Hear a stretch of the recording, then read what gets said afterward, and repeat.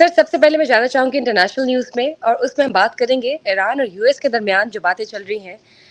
میرے سامنے جو رپورٹس آئی ہیں اس میں واشنگٹن پوسٹ اور ان کی جو رپورٹ آئی ہے ان کے ریکارڈ کے مطابق وہ یہ کہتے ہیں کہ ایران کے کوئی بھی ہم نے جوہری جو منصوبات ہیں ان کو نہیں نقصان پہنچایا. ایران جو اسٹیٹمنٹ خود بھی پاس کر رہا ہے کہ ہمیں کوئی نقصان نہیں پہنچایا گیا، وہ بالکل درست ہے.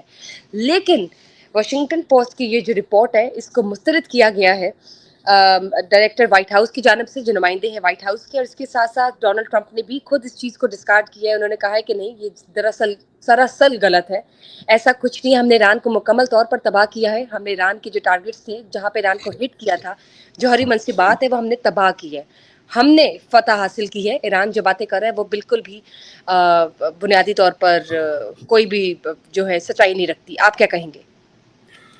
دیکھیں، میں آپ کو بشرا ایک بات بتاؤں کہ جب بھی اس طرح کی رپورٹس آتی ہیں نا تو ایک بات یاد رکھیے گا کہ واشنگٹن پوسٹ جو ہے اس کے پاس کوئی ہارڈ کور ایویڈنس نہیں ہوگا. وہ کنونسڈ ہوں گے، ان کی بات صحیح بھی ہو سکتی ہے، ٹرو. لیکن ایسی چیزوں کا ہر وقت ایویڈنس ہونا جو ہے نا وہ تقریباً ناممکن ہوتا ہے.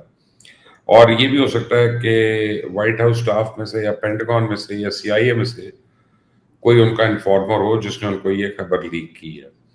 تو eventually obviously president of United States کی سنی جائے گی اور ان کی بات مانی جائے گی. اور واشنگٹن پوسٹ کو کہیں نہ کہیں آج تو چلیں بعد میں کر لے گا، سرخرو ہو جائے گا، لیکن ابھی نہیں. مجھے یہ لگتا ہے کہ یہ کوئی جوئش لابی ہے. اس کا ہے کہ نیتن یاہو جو ہے اور اس کے حواری جو ہیں وہ بار بار یہ کہلوا رہے ہیں، امریکن میڈیا میں لیک کروا رہے ہیں کہ ہم نے ایران کو ہٹ نہیں کیا یا ان کے جوہری تنصیبات کو ہٹ نہیں کیا تاکہ ہمیں دوبارہ بہانہ مل جائے اس کو ہٹ کرنے کو، اور ایران کو ہم ایک دفعہ کرپل کر دیں بالکل اس بات سے. اور پریزیڈنٹ ٹرمپ جو ہیں وہ آبویسلی اس چیز کو اوائڈ کر رہے ہیں. تو واشنگٹن پوسٹ کا اپنا یہ کہنا ہے کہ ایک امریکن انٹیلیجنس حکام کے سینئر ایرانی حکام کے درمیان جو گفتگو ریکارڈ ہوئی، اس کے بعد انہوں نے یہ دعویٰ کیا کہ یہ ایرانی جوہری پروگرام کو صرف کچھ مہینوں تک پیچھا کیا ہے. دوسری طرف رائٹ. وائٹ ہاؤس نے ٹوٹل واشنگٹن پوسٹ کی رپورٹ کو مسترد کر دیا. بالکل. تو اب بات یہ ہے کہ میں تو آپ کو پرسنلی کہہ رہا تھا کہ ایران کو چاہیے کہ وہ مان لے کہ ہمارے تباہ ہو گیا، تاکہ ایران پہ اس بہانے دوبارہ اٹیک نہ ہو. کبھی کبھی نا وکٹری کے لیے ڈسپشن بڑی ضروری ہوتی ہے. رائٹ. لیکن ایران شوڈ ڈو دیٹ. لیکن بہرحال ابھی پریزیڈنٹ ٹرمپ کیونکہ آن ریکارڈ ہے تو اس لیے میرا خیال ہے کہ فی الحال تو ٹرمپ کی ہی بات مانی جائے گی.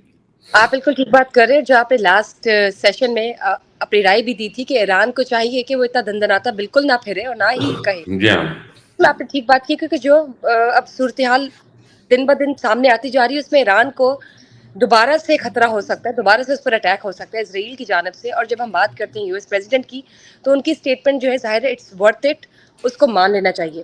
سر دوبارہ میں بات کرنا چاہوں گی امریکن کمیونٹی کی ہی اندر. جب بات کرتے ہیں نیو یارک کے جو نامینیٹڈ مسٹر زہران ممدانی ہے ایز اے میئر، وہ الیکٹ ہوئے ہیں. Mister Donald Trump U S president نے بالکل اسٹریٹ فارورڈلی یہ بات کہی ہے کہ اگر تو یہ آتے ہیں تو فرسٹ آف آل تو میں ان کے حق میں نہیں ہوں. ایسا کیوں؟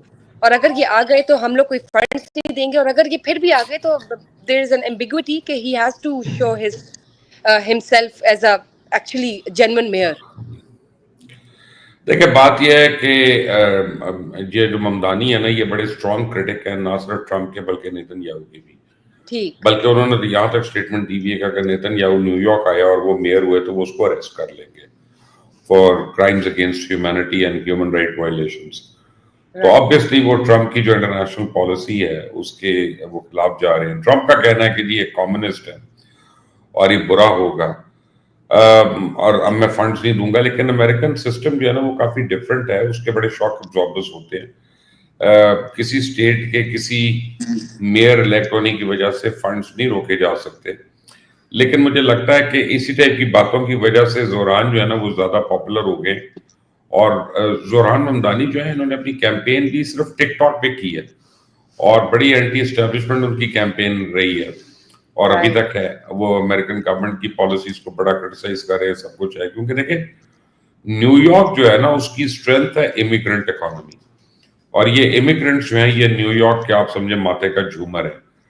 तो New York can't do without them. और अगर डोनाल्ड ट्रंप की गवर्नमेंट उनको बार बार निकाल के बाहर फेंक रही है, ये करिए, खुद ममदानी जो है, he is the child of N immigrant couple, हो सकता है खुद भी इमिग्रेंट हो, लेकिन शायद उनकी पैदाइश वहां की है, अमेरिका की, बट इमिग्रेंट फैमिली है उनकी, तो वो उनका सिंपैथी वोट दूसरी तरफ है।